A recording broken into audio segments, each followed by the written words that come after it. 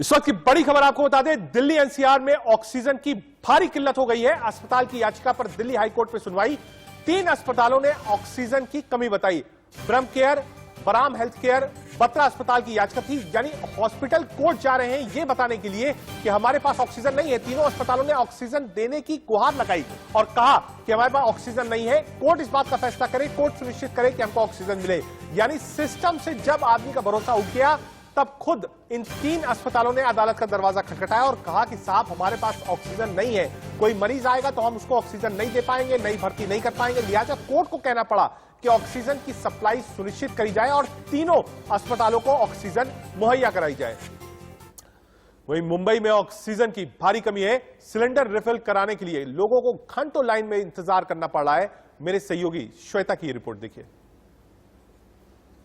मुंबई समेत पूरे महाराष्ट्र राज्य में ऑक्सीजन सिलेंडर्स की किल्लत देखी जा रही है। ऑक्सीजन की कमी के चलते कई अस्पताल तो ऐसे हैं जिन्होंने अब नए मरीज लेना बंद कर दिया है, यह हवाला देकर कि ऑक्सीजन सिलेंडर्स की कमी होने के कारण कोविड पेशेंट्स को अब ऑक्सीजन बेड्स मुहैया नहीं कराया जा सकेगा। इस वक्त हम कुर्ला में मौजूद हैं और हम आपको दिखा रहे हैं किस तरीके से छोटे हॉस्पिटल्स हो गए या कई ऐसे फाउंडेशंस है, कई ऐसे एनजीओ हैं जहां पे अब ये ऑक्सीजन सिलेंडर्स की जो शॉर्टेज है उससे ये लोग भरने की कोशिश कर रहे हैं। और आप अभी भी देख सकते हैं यहाँ पे लगातार जो ऑक्सीजन सिलेंडर्स है उसे बाहर रखा गया है और जैसे ही ऑक्सीजन सिलेंडर भर के खत्म हो जाता है किसी कोविड पेशेंट के बाद उसे रिफिल करवाया जाता है और अमूमन इसकी लागत 250 से 300 रुपए बताई जा रही है। और न केवल ये कुर्ला की तस्वीरें हैं, कई ऐसे स्थान हैं मुंबई में जहाँ पे अब इस तरीके की मुहिम चालू कर दी गई है। अब एनजीओ उठकर सामने आ रहे हैं, फाउंडेशन उठकर सामने आ रहे हैं और एक और हम देख रहे हैं किस तरीके से महाराष्ट्र सरकार ऑक्सीजन की किल्लत के चलते केंद्र सरकार से कई बार ये गुहार लगा रही है कि उनको ऑक्सीजन सप्लाई दी जाए।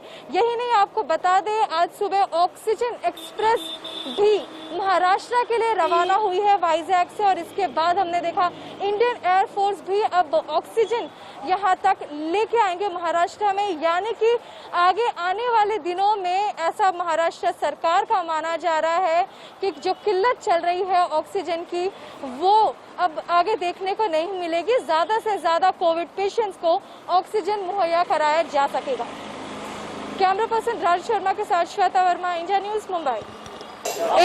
एक और हम देख रहे हैं मुंबई में किस तरीके से ऑक्सीजन सिलेंडर्स की किल्लत है, वहीं दूसरी ओर संस्था हो गए, धार्मिक स्थल हो गए, वो आगे आकर लोगों की मदद करना चाहते हैं। इस वक्त हम मस्जिद के पास मौजूद हैं। ये दरअसल इलाका दक्षिण मुंबई में आता है और यहाँ पर आप देखिए हमारे इर्द गिर्द कोविड-19 के पेशेंट्स के लिए खासा इंतजाम करके रखा गया है। और खासकर जब बात करें ऑक्सीजन सिलेंडर्स की, आप यहाँ पे ऑक्सीजन सिलेंडर्स आप यहाँ पे देखेंगे और ये इलाके में ये सबसे नोबल काम हम कह सकते हैं वो चल रहा है। और यहाँ पर हमारे साथ सरफराज जी मौजूद हैं, इनसे जानते हैं।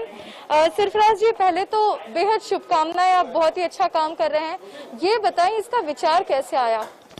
ये जो हमारा ट्रस्ट है फैजान मुफ्ती आजम चैरिटेबल ट्रस्ट, उसके अंतर्गत जो है पिछले साल जब कोविड शुरू हुआ तो उस वक्त ये प्रॉब्लम पूरे शहर में देखी गई कि जो भी पेशेंट्स थे, चाहे कोरोना के हो या कोरोना के अलावा हो, वो जब हॉस्पिटल में एडमिशन के लिए जाते थे तो उनको कोविड सर्टिफिकेट मांगा जाता था। अब उस दरमियान में काफ़ी लोगों की डेथ इस वजह से हो गई कि टाइम पे एडमिशन ना मिल पाया, सर्टिफिकेट लेट जा रहे थे उसकी वजह से। तो तब हमने जो ये सर्विस शुरू की कि कम से कम जब तक उसका एडमिशन नहीं होता है तब तक ऑक्सीजन मिल जाए और उसको राहत हो जाए। तब से हमने शुरू की, पिछले साल से लगभग साल होने को आया है और ये सर्विस जारी है। लेकिन फराज जी, हमने देखा ये कोरोना की दूसरी लहर बेहद ही घातक है, उसमें आप ऑक्सीजन सिलेंडर्स कोविड-19 पेशेंट्स को प्रोवाइड कर रहे हो, साथ में चैरिटी के लिए आप फॉर्म रजिस्ट्रेशन भी कर रहे हैं। हाँ, ये फैजान मुफ्ती आजम चैरिटेबल ट्रस्ट की जानिब से हम लोग जो है ये कर रहे हैं। अब ये जो कोरोना की जो दूसरी लहर है इसमें तो काफ़ी ज़्यादा प्रॉब्लम देखने में आ रही है, यहाँ तक कि हॉस्पिटल्स के पास भी जो है ऑक्सीजन सिलेंडर्स की कमी हो गई है। कितने हॉस्पिटल के से पेशेंट हमारे पास आए, उन्होंने कहा कि हॉस्पिटल ने हमको कहा है कि आप जाके पहले सिलेंडर ले आओ। तो ये जो है प्रॉब्लम पिछले साल ऐसा नहीं थी, लेकिन इस साल जो ये प्रॉब्लम काफ़ी ज़्यादा है और इसीलिए हम लोग जो है ये रात दिन हमारे वॉलंटियर्स लगे हुए हैं, हमारे 10 से ज़्यादा वॉलंटियर्स है इस ट्रस्ट के, तो हम रात दिन जो है इसमें लगे हुए इस काम में। अगर कोई सिलेंडर लेने आता है तो सिर्फ आधार कार्ड और मेडिकल प्रिस्क्रिप्शन की बेसिस पे हम लोग उनको प्रोवाइड करते हैं, और अगर उनको सिर्फ सिलेंडर चाहिए वो भी देते हैं, और अगर किट वगैरह चाहिए साथ में किट पूरा पाइप पूरा कंप्लीट लगा कर देते हैं। और अगर हमारे आदमी जो है घर तक जाते हैं, अगर कोई यहाँ पर नहीं आ सकता है करते तो हम लोग घर तक जाकर सर्विस प्रोवाइड कर देते हैं। कैमरा पर्सन राजू शर्मा के साथ Shweta Verma, India news, Mumbai. Corona के कहर पर काबू पाने के लिए महाराष्ट्र सरकार ने ब्रेक द चेन के तहत अब लोकल ट्रेनों में आम जनता की आवाजाही पर रोक लगा दी है। इस वक्त हम कुर्ला के रेलवे स्थानक के पास मौजूद हैं और तस्वीरों के जरिए आप देख सकते हैं किस तरीके से यहाँ पर जो गेट है इस पे बैरिकेडिंग ला दी गई है, यानी कि अब यहाँ से प्रवेश करना अब आम जनता के लिए इस पर मनाही है। और आगे चलकर तस्वीरें आपको दिखाते हैं कि कौन अब रेलवे सेवा का उपयोग कर सकता है। जो गवर्नमेंट सर्विस में है, बीएमसी में है, केवल वही अब ये जो रेलवे सेवा है उसका उपयोग कर सकते हैं। बाकी लोगों के लिए साफ तौर पर इसकी मनाही है। आपको बता दें कई रेलवे स्टेशन पे इसी प्रकार की आपको तस्वीरें नजर आएंगी, जहां पे जो इनके एग्जिट और एंट्री गेट है वहां पर पूरी तरीके से बैरिकेडिंग कर दी गई है। और यहाँ पर अब ब्रेक द चेन के तहत बहुत ही जरूरी सूचना ये होती है कि अब लोकल ट्रेनों में लोगों की आवाजाही पर रोक लग चुकी है। न केवल लोकल ट्रेन, अगर हम मेल एक्सप्रेस की बात करें तो मेल ट्रेन में भी आपको प्रवेश के पहले RT-PCR नेगेटिव रिपोर्ट दिखानी होगी, उसके बाद ही यात्री अब ट्रेन में सफर कर पाएंगे। और रही बात जहां तक मुंबई की लाइफलाइन जाने वाली लोकल ट्रेन की है, तो लोकल ट्रेन अब उन लोगों के लिए बंद है जो अति आवश्यक सेवाओं में उपलब्ध नहीं है। कैमरा पर्सन राजू शर्मा के साथ श्वेता वर्मा, इंडिया न्यूज, मुंबई।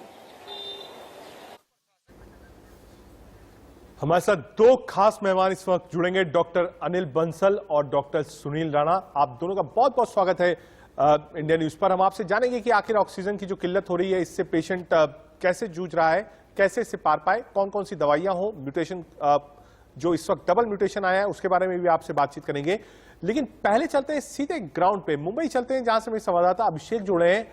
अभिषेक, टफ टाइम है मुंबई के लिए भी, जो दिल्ली के हालात हैं वैसे ही कुछ हालात मुंबई के भी हैं। ऑक्सीजन नहीं है, बेड्स नहीं है, अस्पताल में आग लग जाती है, ऑक्सीजन की कमी है एक तरफ, दूसरी तरफ ऑक्सीजन लीकेज से 22 लोग मर जाते हैं।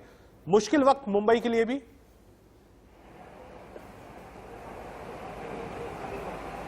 हाँ बिल्कुल, लगातार देखिए इस बात पर लेकर महाराष्ट्र सरकार के जो खुद मुख्यमंत्री यहाँ पे उद्धव ठाकरे से लेकर स्वास्थ्य मंत्री लगातार इस बात पर चिंता जता रहे हैं कि किसी हालत में यहाँ की हालत सुधरनी चाहिए। यही कारण है कि जब आज देश के प्रधानमंत्री नरेंद्र मोदी के साथ जब मीटिंग थी वीडियो कॉन्फ्रेंसिंग के जरिए, उसमें भी तमाम बातें उद्धव ठाकरे ने रखी कि कैसे यहाँ पर रेमडेसिविर की जरूरत अधिक पड़ती है, कैसे ऑक्सीजन की जरूरत यहाँ पे अधिक पड़ रही है, कैसे उसको केंद्र सरकार मदद करे, कैसे अधिक संख्या में यहाँ पहुंचाए।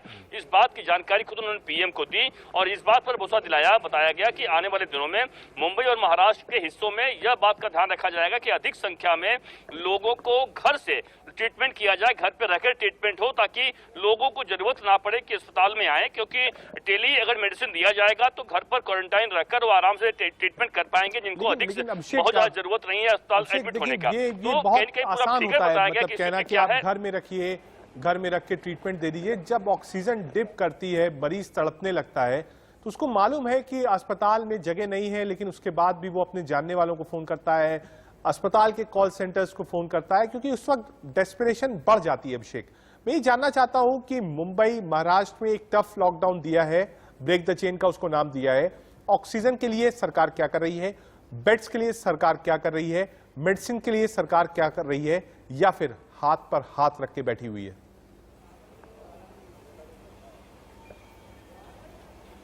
बिल्कुल, देखिए दावे तो बिल्कुल रजत बिल्कुल किए जा रहे हैं कि हम पूरी तरीके से काम कर रहे हैं ताकि अधिक संख्या में बेड बढ़ाया जाए और इस संख्या में ऑक्सीजन बढ़ाया जाए। देखिए ऑक्सीजन की जरूरत पूरे महाराष्ट्र में इस वक्त आज के रेट की बात करें तो 1500 यानी 1550 टन के आसपास मेट्रिक टन जो है वो ऑक्सीजन महाराष्ट्र में मिल रहा है, और जरूरत उनको और है कि कम से कम 500-600 यानी 2000 के आसपास मेट्रिक टन महाराष्ट्र में मिलता है, तो कम से कम आसानी से काम चल जाएगा क्योंकि डिमांड बढ़ती जा रही है।